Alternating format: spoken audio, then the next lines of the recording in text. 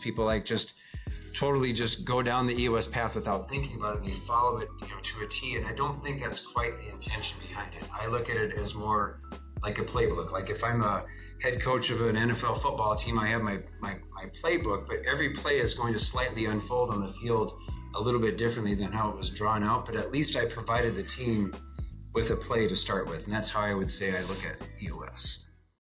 All right, guys, welcome back to a brand new episode of the All Innovation, the AI podcast. Incredibly excited to be here once again, Keenan Hart, with my trusty Mr. co-host, Dante McLean, joining us. And we have another amazing leader here. Chris is joining the show. And today we're going to be talking about a lot of different conversations. Now, one thing I think is really important to recognize is this amazing CEO sits across from us is a 3-time CEO. This is the third company that he's led. And kind of to get things started here, Chris, when we're talking about innovation, leadership needs a lot more innovation today. We need to be led in a lot more different ways in our lives. So question for you is, what is the difference between a great leader and a poor leader from your perspective? Wow. Well, first of all, thank you for having me. I'm very excited and honored to be here with you. And yeah, it's a really great question. I think the word intentionality is what came to mind as you asked the question, Keenan. Being intentional behind any decision that we make, whether it's a people-related decision, strategy, technology. And I like to use the phrase, I want to pursue, not chase. And I'd say that really drives a lot of innovation type decisions, is being in pursuit of things that line up with everything that makes sense for your business and your team and your culture, instead of chasing and feeling like you're doing something because everybody else is, or not really knowing the why behind, what's driving that activity. I mean, that's super relevant right now, right? Especially over the last couple of years, we've seen a lot of businesses, right, have to adopt something like, when we talk about innovation, like AI, right? And a lot of businesses have been chasing AI rather than pursuing something that's in alignment with them. So what do you kind of think about that organizational chase of a hot button topic like AI right now?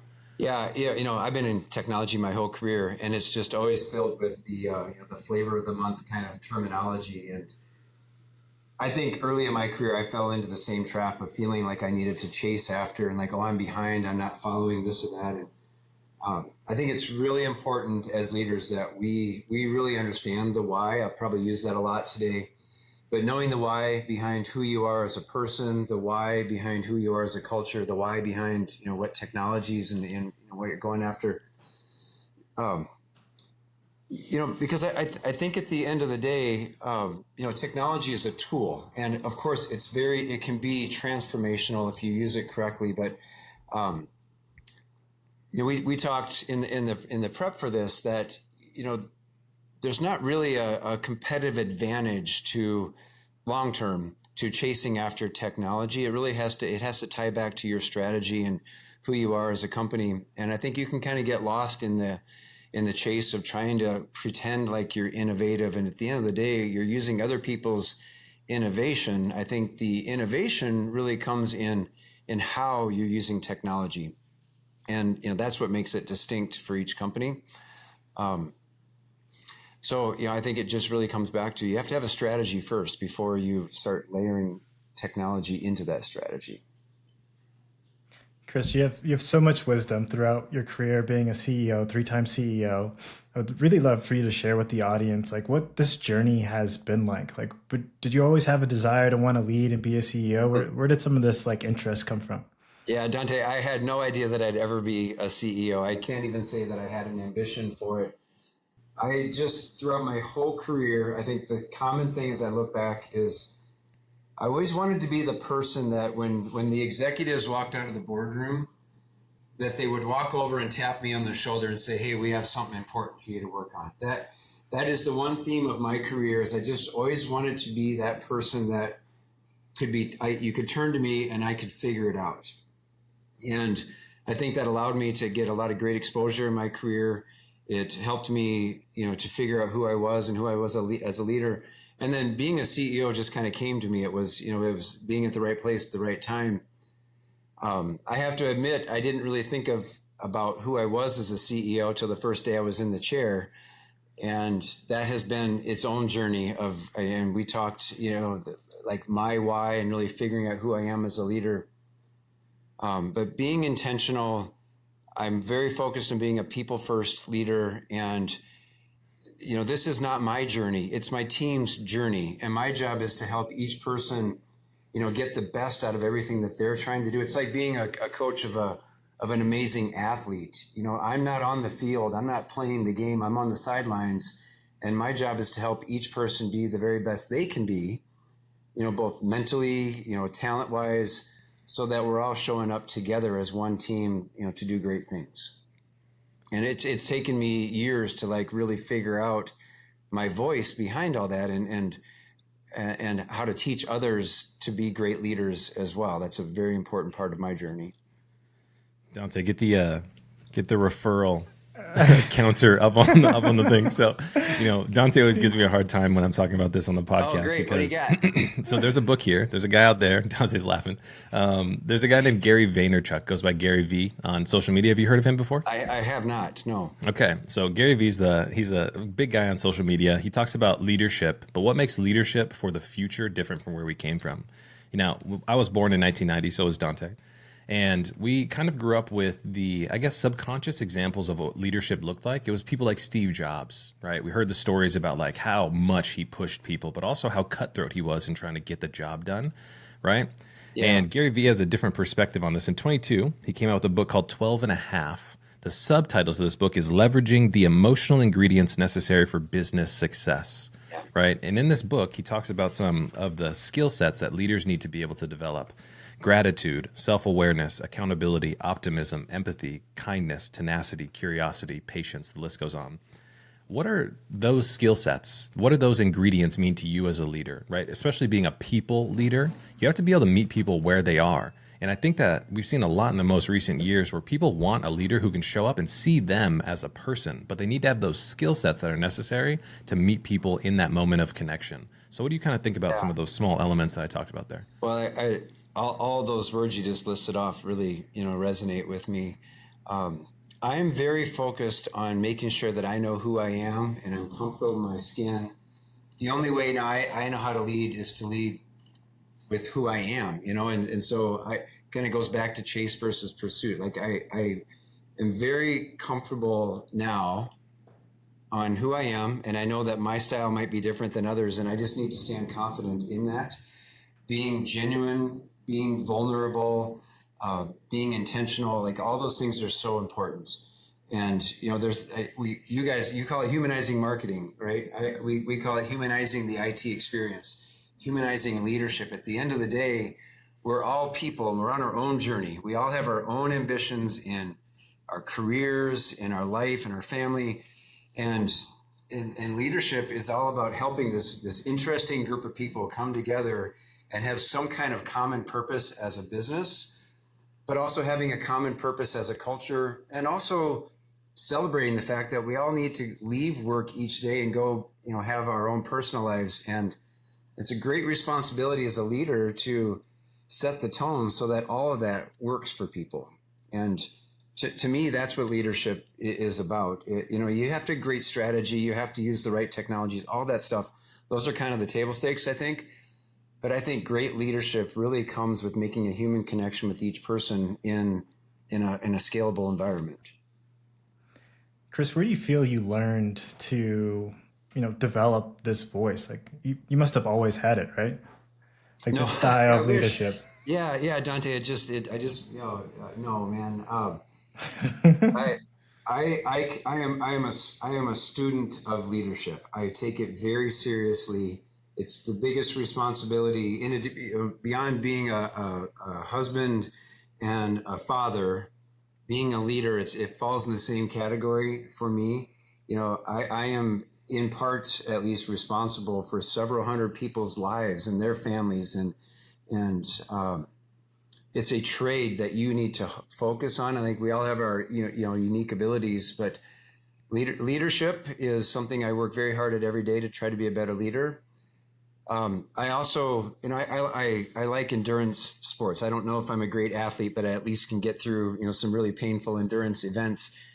And I really feel that endurance sports has been a formative element of shaping who I am as a person. I push myself, my mental state, and my body outside of work because work is stressful, and I want to expose myself to hard times outside of work, so that at work I'm kind of in a comfort zone, even though it's really hard what we do. That has been a very intentional part of my journey. Chris, I want to talk a little bit about some of metaphors that you have. Yeah. Oh, right? yeah. So we've got a couple here from our framework that we created. The first was the beach ball. What is that? Yeah. So I went through a My Why exercise about 10 years ago when I was figuring out who I am, and I came up with 3 metaphors that define me. The first one is a beach ball. And what I found is I'm a very giving, loving person, and I often felt deflated and drained. Like I was working so hard at keeping everybody else, like how is everybody else doing, and trying to keep everybody happy, and I was deflated. And I knew that wasn't sustainable. And so the beach ball metaphor came to me, that a beach ball is only fun when it's fully inflated. And if I look at myself as a beach ball, and if I want to be that positive spirit for other people, like a beach ball, I have to show up every day inflated. And so it's not selfish to say that my number one priority is to take care of myself. And so if I show up fully inflated, then I'm at my best, and that's when I can give the most to other people. And it took me basically giving myself permission that it's okay to prioritize myself over other people, that's not selfish. That's actually really strong leadership. So that's where that metaphor comes from. Yeah, we have to, in order to lead others, we first have to lead ourselves. That's right. And super important. Right. Yeah. Okay, we've got another one here, the upside down triangle. Yeah, the upside down triangle is, I think it's a beautiful picture of what leadership looks like, that leaders are at the bottom, not the top. I really do not like this idea of an org chart where the leader's on the top looking out over the top of everyone. I found a wonderful picture years ago of an upside down rock stack. So there's one rock at the bottom, and they used wood and basically created an upside down triangle out of rocks. And I love the metaphor because it's very complex. You've got this balancing effect that you're trying to keep the left and the right side balanced. You've got multiple layers there. And, I think of the rocks at the top of that stack are really the employees that are on the front line of the business, the ones that are facing, the marketplace. They have the toughest job. They're the ones that are hearing the complaints. And the last thing you want is for those employees to be looking over their shoulder down at the leadership team to say, hey, are you guys stable down there? And so the rock stack has been this metaphor of what leadership looks like. And it's a reminder about, balance and stability for everybody in that pyramid. Yeah, I heard a really cool similar analogy to that. And it was like, if you think about yourself as a CEO, right, you think about often you're at the top of the triangle, right? But if you think about your actual objective as a leader, it is to eliminate as many constraints for your team to show up as their best self, but also do their job as well. Yeah. So I started reframing kind of my responsibility in my company as like a chief constraint officer. How can I eliminate constraints to help other people show up as their best self? And it's been a big lesson that I've learned. Yeah, I love it. That's great. All right, we got a third one here, which is the calligraphy pen. Yeah, the calligraphy pen is a reminder. It's basically a symbol about mindset. That we're all writing our own novel, and there's things that happen. Every day there's something that probably goes wrong that you weren't quite expecting, and every time something happens like that, you have a choice to make on how are you going to respond to that. And so the calligraphy pen for me is a reminder that I'm in control of my own story. Even if I'm not in control of the environment and the things that happen to me, it's up to me to decide how to respond to that. And so the calligraphy pen is a reminder that I'm writing my story, I'm writing my journey, and how I respond to something is part of my story. And also, I like the calligraphy pen too, that sometimes you're just kind of stuck in a really bad situation, but you can also start writing your next chapter, so you don't have to just live in the current chapter. You can start to define the other chapter and escape from the current realities and start, so it's a complex metaphor, but primarily it means mindset to me. I love this guy. This is awesome. I knew it. I knew you would. So Chris, question for you on, I'd love to double click on this idea of having a story that's unwritten. I think that's a very cool concept. Yeah. One story that is definitely unfolding right before our eyes is like the emergence of technology moving so fast. You've been in the tech space most of your career, if not all your career. AI is a huge topic on everyone's mind, but I don't want to necessarily talk about AI in the traditional sense. I'm curious how it's affecting the way that you're showing up as a leader and maybe expectations within your internal team. one of Yeah. the conversations Keenan and I had about a week ago was, hey, AI is amazing. And now I want my team to use tools like OpenAI, ChatGPT to increase the amount of work that they're able to do. So, example, hey, I have a copywriter that I've been working with for 5 years. And the position of a copywriter is going to look very different over the next 5 years. I'm kind of curious where they're going to land, because these models can create really great pieces of marketing collateral very, very quickly. And so what before was an expectation of, hey, you got to create 10 pieces of content per month is now, hey, you got to create 200 pieces of Yeah. content per month. I'm curious how like these technologies, these exponential technology has maybe played a role in shaping your team today, or what they're going to look like in the future. Yeah, I love the question. I think I have a similar set of confidence and uncertainty about all of this. It's all moving so fast. I think where I'm at with AI is, first of all, I leverage it multiple times per day. I love AI. I consider it right now for myself primarily a productivity tool. It accelerates the middle portion of whatever I'm working on. I want to start with my ideas, and in the end, whatever output I give to somebody else, I want to make sure that it reflects, my work. But there's a lot of work in the middle there that if I can short circuit that by and multiple iterations. What I'm loving about using Chat GPT is you can do multiple iterations of things, and so to me it's an accelerator of the messy middle part of a lot of the work that we do. I'm trying to just make sure that it stays true to who I am as a person, and at the end of the day, I want it to be my genuine self that's being communicated to others. I am pretty fascinated by AI and how fast it's moving, and just how creative I think it draws out a lot of new creativity. So maybe my other answer for you, Dante, is the thought leadership that we all bring to our job, that doesn't go away. I don't think that goes away anytime soon with AI. And so if you embrace that part of it, and it gives you more time to be that thought leader around things, I think that's kind of how I'm hoping people are leveraging it at this point. It's not a perfect automation tool. You should not trust it completely. I think there's all kinds of examples for that, but I don't really even look at that as a weakness of the technology. I think it's the maturity state of where it's at. And so leverage it for what it can do really well. And it goes back to chase versus pursuit. I hope that's a good enough answer for you. How do we encourage our team members, right, to approach new technology, right, with a mindset of curiosity, right? Because naturally, when this technology dropped, there was two camps. People were like, "Oh my gosh, this is going to be the best thing ever," or other people were like, "Hey, we're not using this at all. I don't trust the systems. I don't want my team using it." But that doesn't seem like the right side of the fence to be on. So how do you encourage people to kind of get into the modality of saying we have to at least try this stuff? Yeah, it is around creativity. It's about the try. I really encourage people to understand how the technology works. It's a cool front end engine, but do you really understand what generative AI means? And are you using the tool appropriately for what that technology is? We are really encouraging our clients to focus on data. And leveraging all the AI tools, that's great, but at the end of the day, you're leveraging somebody else's data.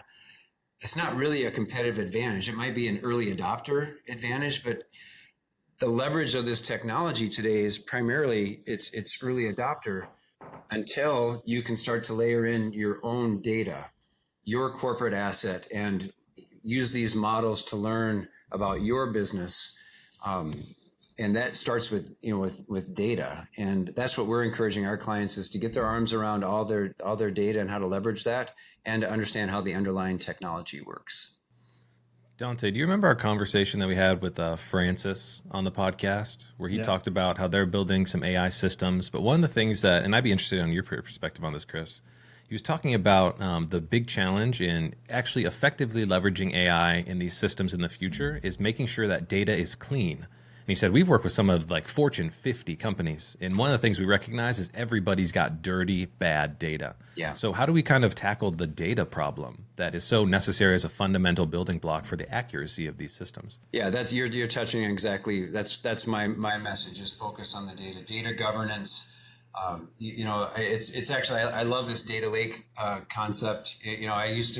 I've helps lead companies through historic data, like data warehouses. Those are massive projects, and you're trying to like normalize a data structure for all this information. And the way that data lakes work today is pretty awesome. And then putting a layer of governance behind it.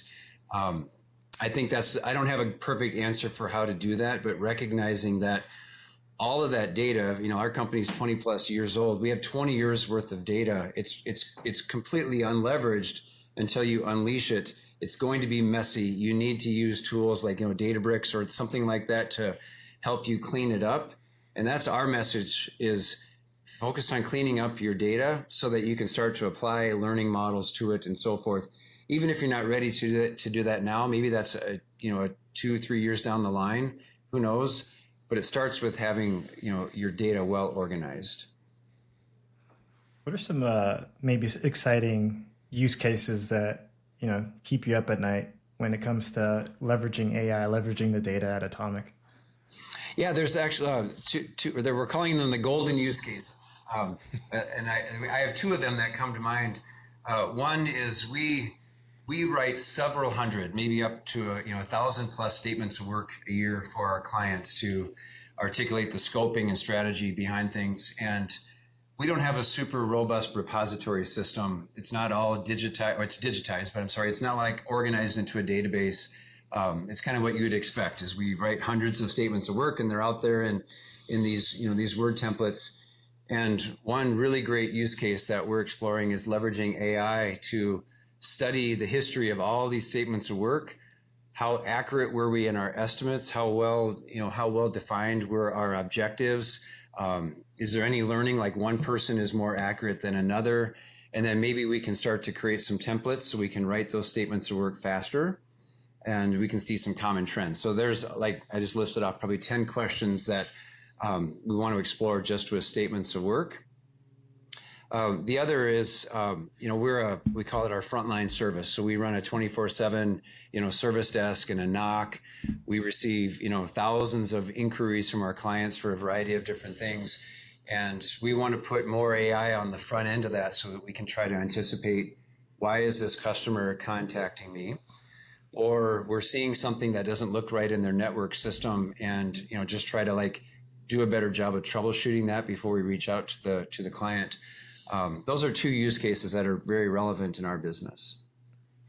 Chris, what are we thinking about? This is a little bit of a curveball, but this is on the front of my mind right now. Often I talk about what the future of hybrid work is going to look like for future of the organization. Now, when I talk about hybrid work, many people think, hey, we came from a place of hybrid work. We worked at home, we worked in the office, a mixture of both. That is hybrid. But with the development of things like agentic AI, right? We see the NVIDIA CEO talking about this a lot. There's going to be a future of hybrid work where we have digital team members who work on behalf of and empower our human team members to do higher leverage work. What do you think about this future of hybrid work with digital teams and human teams being able to kind of facilitate value propositions and be the future of organizations? Yeah. Yeah, I think the answer that comes to mind for me, it goes back to intentionally knowing what you're getting into. I'm perfectly fine with. I'm going to use the word automation, because automation kind of it demystifies the AI element of it. Our pursuit in business is to automate as many things as we can, but you would never automate something if you didn't really trust what the output was going to be, and to know that it was reflective of what you want. So I think my answer for, agent-based AI is to make sure that that those outcomes are the right outcomes for your client or whatever that agent is interacting with. And that just goes back to really understanding how the technology works. Trying to throw technology at a problem just to save money or to streamline something without really knowing what it's doing is actually probably introducing more problems. So I love your question around the hybrid element of working alongside technology. There's nothing new to that. We've been doing that for our whole lives. This is another category of technology that we just have to figure out how to make that work in conjunction with us. I think we can demystify it a bit more than maybe it probably gets a little bit more credit for being, it's too mystical, and I don't really think it needs to stay that way. Yeah, I mean, everything looks like a nail when you're holding a hammer, Yeah. right? And so Yeah. being able to kind of recognize what the future looks like. And I think we see a lot of companies who are really kind of in the chase, right? Rather than the Yeah. pursuit, which goes back to your analogy as well. I love Yeah. that answer. Yeah. Great. Uh, Chris, I kind of want to switch gears here. Keenan kind of inspired a question about hybrid work and being a leader of an organization. Do you guys have hybrid workforce at Atomic, or is everyone in office? We are hybrid. It's not consistent across every role. Like our client support and knock, we've decided that we want that team here. There's a lot of collaboration that goes into that, and but a lot of our engineers and some of the other departments, we're good with hybrid. So I would say we really have tailored it. I personally don't have a strong feeling. My feeling is that we can all do work wherever we are at. It really just needs to be the nature of the work and how you interact with your team. Yeah. I came up with, I guess, my personal feelings about where I stand on hybrid work during COVID. And my daughter, who was a junior in college at the time, did a semester of study in Spain. And, so she's halfway across the world. And I thought about that in relation to our work environment. And I felt just as close, if not closer to my daughter, even though she was half a world away, as when I saw her every day. And so that helped me kind of sort through that. I think it's lazy leadership to require your employees to come into the office every day if the only reason you're doing that is because you physically want to see them. And that's more like the leader doing that to create a sense of comfort. Now, if you need to be with your employees every day because there's a good business reason behind it, that's awesome. But where I kind of landed on this is when we're going to be physically together, let's make that a special moment and make use of that time together, whether that's every day or once a month or once a year. And then also learn how to stay connected with people in a digital, a virtual world as well. And I think my daughter and her going to Spain kind of taught me how if I can do that with my daughter, I should be able to do that with my employees as well. Do you think I was having a conversation with this amazing HR leader yesterday on my personal podcast, and we were talking about RTO, so return to office strategy, right? Yeah. And she was like, it's interesting because a lot of leaders today are saying, you guys have to come back into the office. And she was breaking it down to the principle of saying a lot of leaders who are forcing teams to come back into a space, either they have financial pressure because of a lease or something like that, which is totally understandable. But the other side of that is maybe there's a lack of trust in being able to kind of let your team do what they have to do to execute on the vision and the initiatives inside the organization. Yeah. So how much of that skill set of trust do you think kind of comes into some of that RTO strategy where we see a lot of people getting forced to come back into the office? Yeah. Forcing, I like to use that you want to be a magnet, not a mandate around your workplace. And, who are we as leaders? I'm just going to share my opinion is if you force somebody to come into the office every day, but you haven't given them a good reason for it, then you as the leader are always going to own that decision. And, I want to try to create an environment where people want to be at the office for certain things because they want to physically be with their teammates, but trust that they can make the right decision. If being in the office that day isn't what they need to do their job the best, then that's up to them. I want that environment. I want an environment where that's their decision. Now I say that, and then of course, we have parts of our business where we are requiring some of our teammates to be in the office every day. But I do think we've given a proper business reason why. But at the end of the day, I want to make as few decisions as possible. I want to create an environment where our employees are making the decisions, and then they can own the outcomes versus feeling like they were told to do something. Chris, my ears perked up when you said, be the place that is the magnet, not the mandate. I really like that phrase. I'm going to definitely steal it from you, but I'll give you credit. I stole it from somebody else. I would love to get tactical here for a second. Sure. You have so much wisdom and the ideas that you're sharing with us today. What are some ways that you become that magnet for people to want to show up in the office? So someone's listening to this like, hey, Chris, that sounds great, but I don't know how to do that, especially with the culture that I may have created today. What's your piece of advice for that person? Yeah. Well, Dante, I think one thing that comes to mind is I'm going to tie it into, we use a methodology called Traction EOS, and it's a framework to run a company. And basically, I think of it as trying to run a business as if it has a drum beat and it has just a consistency to it. Every week, there's a certain repeatability of certain things, and every month and every quarter. And the in-person element of it, kind of tying it to the drum beat. And if you have, team meetings, that's a good thing that you probably should be together in person if you can. I kind of equate it to like every quarter we have Culture Week, and Culture Week is the week after our executive leadership team got together to put our next quarter's worth of strategies together.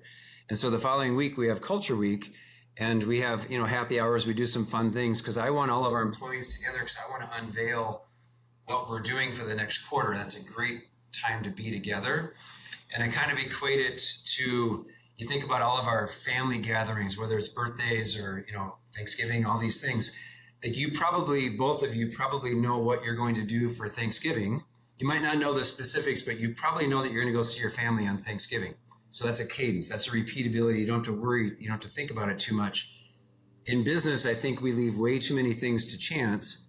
And we're trying to build a cadence where we know once a quarter, we got Culture Week going on, we got happy hour, invite your friends, invite your customers, whatever, and try to come in every week for your team meetings and just create a cadence so that you're not really like orchestrating all this in-person time. It's just kind of somehow built into the fabric of the business. And what I love about that, my final point on that is every company can create their own canvas of that, right? For some that might be see each other once a year, some it might be once a week, some it might be every day, but just be intentional behind what it is and kind of build a cadence into it. I got a really maybe a disrespectful question. I'm going to frame it that way to see kind of what you want to say. Some of the best leaders who we've spoken to with the most successful companies are always talking about the EOS system. So entrepreneurial operating system, correct? Yeah. Yeah. Okay. So what is it about the EOS system that kind of attracted you to the system as a leader? I want to get your kind of candid perspective on this. Yeah. Well, it started out as the reality was I was making it up every day. So I was leading a company and I didn't have a playbook. I didn't have a framework. And so I was just trying to use my best instincts. And I think I was reasonably effective at that. But what I realized is once I looked beyond myself, I looked at a big part of my job is to provide a framework for everybody else. So if I'm making it up, then that means that everybody else is as well. And then how can I expect consistent outcomes? And then the other piece is, let's just say that I'm 10, 15 years more senior than most of the people that are in middle management roles. If I'm just now getting comfortable with who I am and I'm kind of figuring out how to do all this, and I have leaders that are earlier in their career, they probably don't know all the answers. And so this whole figuring it out was the inspiration for me that if we can have a common playbook in which we're operating the business, then it goes back to the cadence, then we're more likely that we're going to have a consistent drumbeat everywhere. Now, one more part of my answer, there's a lot of tools in Traction. I think it's great. I think it's the right number, but it's not an end all be all. And this is maybe where it gets a little bit of a bad rap is people like just totally just go down the EOS path without thinking about it. They follow it, to a T. And I don't think that's quite the intention behind it. I look at it as more like a playbook. Like if I'm a head coach of an NFL football team, I have my playbook, but every play is going to slightly unfold on the field a little bit differently than how it was drawn out. But at least I provided the team with a play to start with. And that's how I would say I look at EOS. Yeah, I love just the naming convention of EOS, right? The entrepreneurial operating system. And if we think about what the entrepreneurial mindset normally is when they start these businesses, it is chaos. Yeah. It is just making things up. And so it's a little bit of an interesting dichotomy there. Yeah. But thanks for giving us that insight. Of course. Chris. I really appreciate it. Yeah, Chris, I'm curious your take on this idea. So we're here talking today digitally. You're able to maybe distribute this to your team and really cast a vision on how you think because it's important for leaders to be able to do that. I'm curious your take on this idea of like leader-led marketing or being a leader in today's age in this digital world and being forward-facing to the company and being online. I'm curious your 2 cents on this idea. Let's see. So Dante, I'm not sure if I'm following your question completely, but what comes to mind for me, I call it the chief reminding officer. That business is complex. There's the thousands of different things going on. I try to make sure that I'm consistent in some key themes and keep reminding them, and just keep driving, commonality as the business is constantly meandering and there's all these different changes. There needs to be a set of concrete things that aren't changing all the time, and that's where the chief reminding officer just being really, disciplined and structured around a few key ideas. And I think where that I'm tying that into your question is when you unleash marketing and all these things, you're telling a story. You're trying to tell a story of who you are as a company, as a people, and so forth. And I can't be in every meeting and all that. So I'm trying to provide just a common set of concepts and phrases that hopefully get woven through everything that we do when we tell our story. And I feel like it's a huge. Oh, sorry. No, I think it's a huge part of also building trust in the marketplace as well. And I think part of Dante's question, it really kind of points towards the direction of like, hey, as a leader, right, we of course can sit behind the brand, which is great, and that creates authority and reciprocity in the marketplace. But in the world of automation and AI and everything else that kind of comes towards us, people want to see the leader. They want to know who Chris is. They want to see what your opinions are, because that either repels people or that creates that magnet opportunity for people to come towards you as well. But a lot of leaders aren't comfortable with that ability to say, I don't want to be on camera. I don't want to be on podcasts like we're doing here today, which is a big challenge for a lot of people. Yeah. Okay. No, that's good. That's helpful context. Look, I'm fairly active on LinkedIn. I do a few podcasts like this a year, but I don't have an agenda behind this. So maybe this is like just my view on this is when I post something on LinkedIn, I'm not promoting my company. I'm trying to promote leadership. I'm trying to promote this platform that I'm trying to represent of just I want all leaders to aspire to treat others with respect and provide this wonderful environment where people can be successful. And if I can just make a little bit of a difference for a few people in imparting a little bit of thought leadership around that, that's awesome. Getting on a video podcast with you today, my agenda is to, the world has questions that need to answer. If I can provide just a couple answers that inspire somebody to like, oh, that helps me think about something differently, that's awesome. And so I think intentionality behind any of this is important. I think there's so many great ideas in leaders, and if we could just help them figure out to find their platform to unleash them, I strongly encourage that. But I think where maybe some leaders feel uncomfortable is I don't want to be a walking commercial for my company. I want to represent my company, but I don't want to be the talking head of the commercial behind it. I just want to express the core principles that we're trying to operate within. And that's what I want people to see through me is like, wow, that's probably a pretty good company. They know what their core values are. They have good structure. They know what they know who they are. And I think that all translates into a well-run company. I want to reference back to the beach ball, right? Analogy, right, that we were talking about earlier, and your ability to kind of keep yourself in a solid mindset to be able to navigate and stay inflated for what the future looks like. Right now, at the time of recording this podcast, there's a lot of news and a lot of headlines out there talking about some of the changes that are happening with the new administration, cutting from a national funding perspective. I've heard rumors about a recession, a lot of uncertainties kind of flowing out there, and a lot of businesses are being impacted as well. So let's kind of put ourselves into the place of a coach right now. CEOs are finding themselves challenged. They're having to cut team members. Maybe funding isn't there. Revenue might be down. How can we kind of encourage them to stay inflated as they navigate the uncertain future of the next 6 to 12 months of our economy and kind of what business looks like from all of your experience, Chris? Yeah, that's a complex question.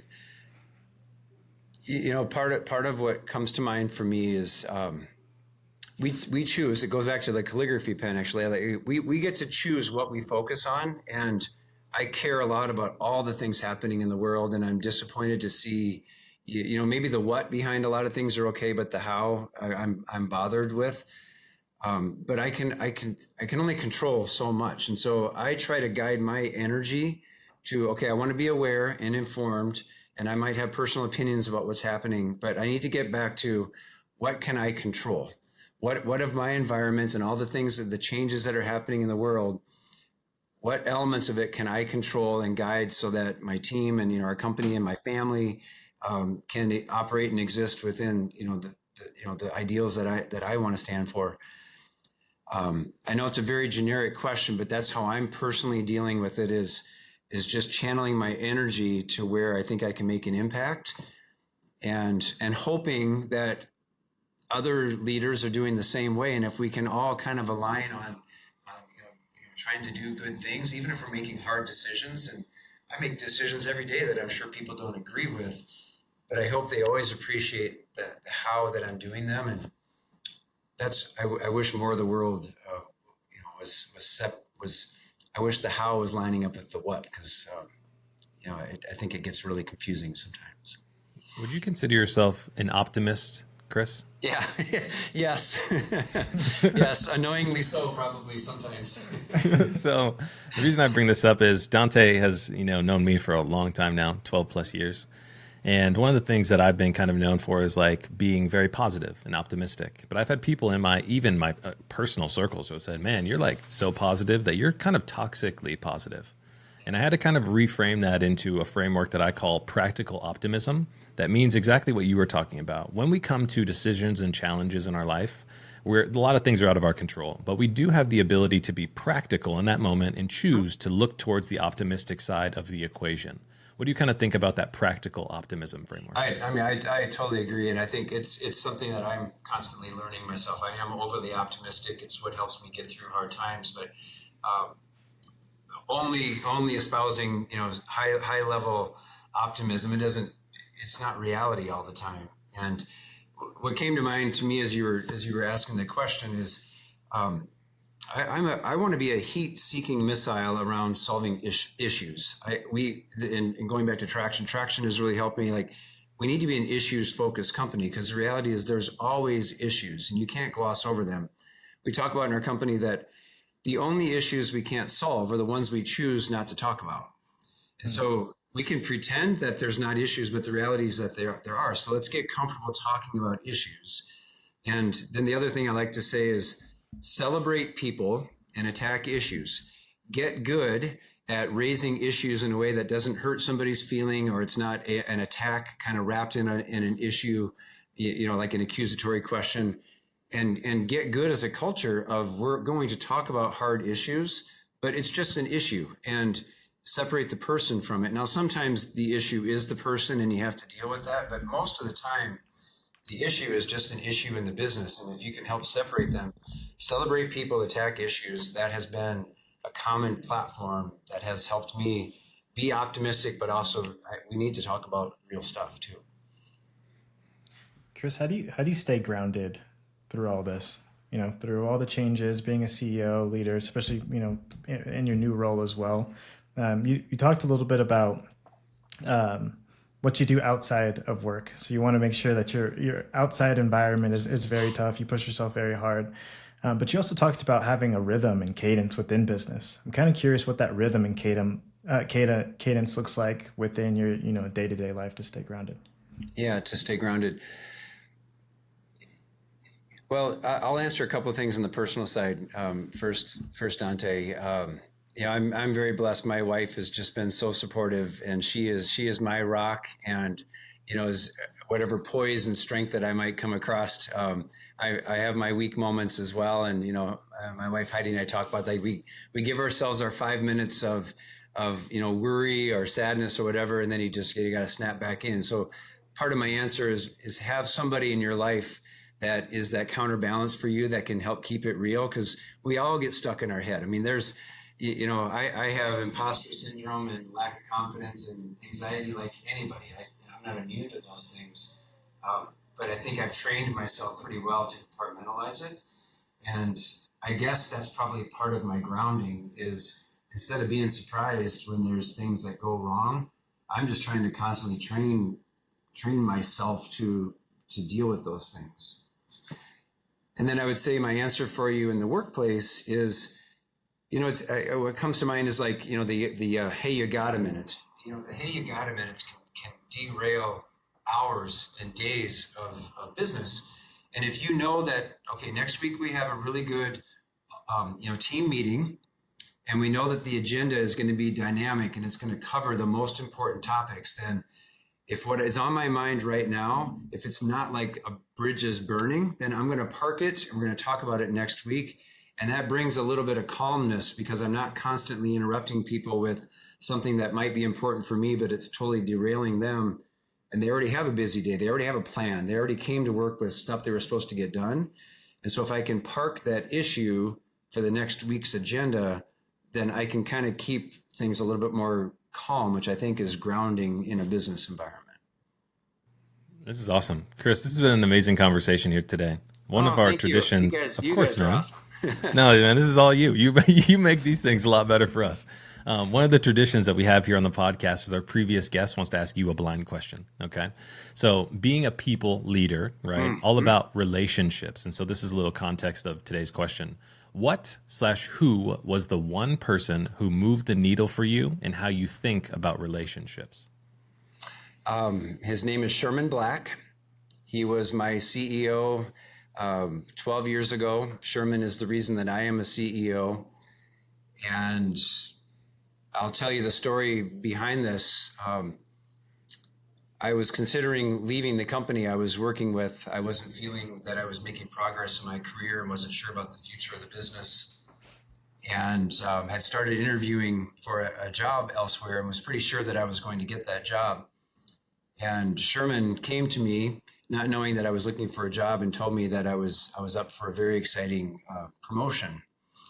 And I had one foot out the door when he brought this to me, and I wasn't sure.